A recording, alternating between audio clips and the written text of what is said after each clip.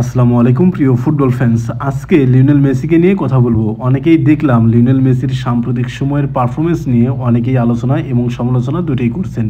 কেন Lionel Messi সমালোচিত হচ্ছেন বা আলোচিত হচ্ছেন সেই সম্পর্কিত বিষয়ে নিয়ে আজকে ডিটেলস আলোচনা করব।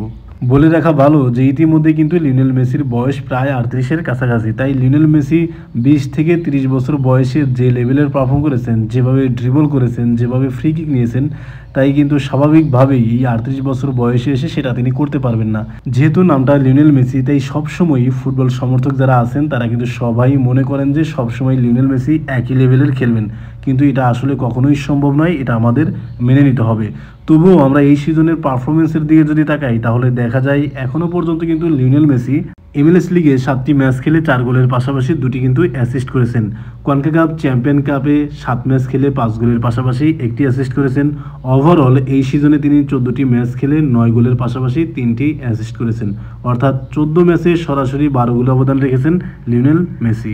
MLS লিগে লিওনেল মেসি টোটাল 7টা ম্যাচ খেলেছেন। এই 7টা ম্যাচে তার অ্যাভারেজ রেটিং ছিল সুপার স্কোরে 8.23, অর্থাৎ প্রতিটা ম্যাচে গড়ে 8.23 এই রেটিং নিয়ে কিন্তু MLS লিগে লিওনেল মেসি এই সিজনে খেলেছেন।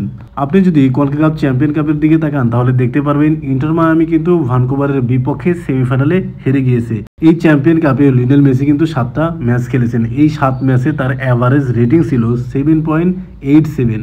একটু চিন্তা করেন তো, 38 বছর বয়সে এসে MLS লিগে 8.23 এই রেটিং নিয়ে কিন্তু প্রতিটি ম্যাচ খেলতেছেন।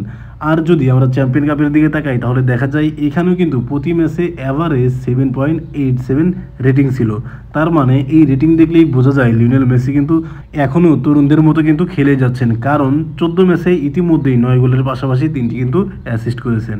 আমরা যদি লিওনেল মেসির এই সিজনের সিজন হিটম্যাপের দিকে তাকাই তাহলে দেখা যায় এই যে 2টা সিজন হিটম্যাপ দেখা যাচ্ছে এই 2টাই কিন্তু লিওনেল মেসির। এইটা হচ্ছে কনকাকাপ চ্যাম্পিয়ন কাপের হিটম্যাপ আর এইটা হচ্ছে MLS লিগের হিটম্যাপ। আপনি যদি কনকাকাপ চ্যাম্পিয়ন কাপের হিটম্যাপের দিকে তাকান তাহলে আপনি দেখতে পারবেন লিওনেল মেসি কিন্তু সেন্টার ফরওয়ার্ড আর হচ্ছে অ্যাটাকিং মিডফিল্ড জোনের কিন্তু একদম মাঝামাঝি অবস্থানে রয়েছে। বিশেষ করে এটা বলা যায় যে তিনি রাইট উইং থেকে হরিজন্টালি মুভ করে একদম ডিবক্সের দিকে কিন্তু ঢোকার চেষ্টা করেন। এটা কিন্তু কনকাকাপ চ্যাম্পিয়ন কাপের সিজন হিটম্যাপ দেখে বোঝা যাচ্ছে। কিন্তু অধিকাংশ সময় তাকে কিন্তু একদম প্রতিপক্ষের ডিফেন্স লাইনের কিছুটা উপরে দেখা যাচ্ছে। MLS লিগে লিওনেল মেসি এই সিজনে একটু বেশি জায়গা নিয়ে কিন্তু খেলেছেন। বিশেষ করে আমরা কিন্তু জানি যে লিওনেল মেসি কিন্তু অ্যাটাকিং মিডফিল্ড জোনেই খেলতে বেশি পছন্দ করেন। তবে আমার কাছে মনে হচ্ছে এখনও পর্যন্ত MLS লিগে তিনি কিন্তু সেকেন্ড স্ট্রাইকারের যে রোলটা সেটা কিন্তু প্লে করার চেষ্টা করতেছেন। তার এই সিজন হিটম্যাপ দেখলেই বোঝা যায় লিওনেল মেসি কিন্তু এখনও তার দলের অপরিহার্য অংশ। কারণ লিওনেল মেসি যখন গোল পান না তখন কিন্তু নিচে নেমে এসে একদম ফাইনাল থার্ডে লং বল পাস করেন, সেটা কিন্তু আমরা অনেকবার দেখেছি। তারপর অ্যাটাকিং মিডফিল্ড জোন থেকে কিন্তু ডিফেন্স ব্রেকিং কিন্তু পাস করেন, যার কারণে কিন্তু লুইস সুয়ারেজ এবং অ্যায়েনদের মতো ফুটবলাররা কিন্তু গোল করতে পারেন।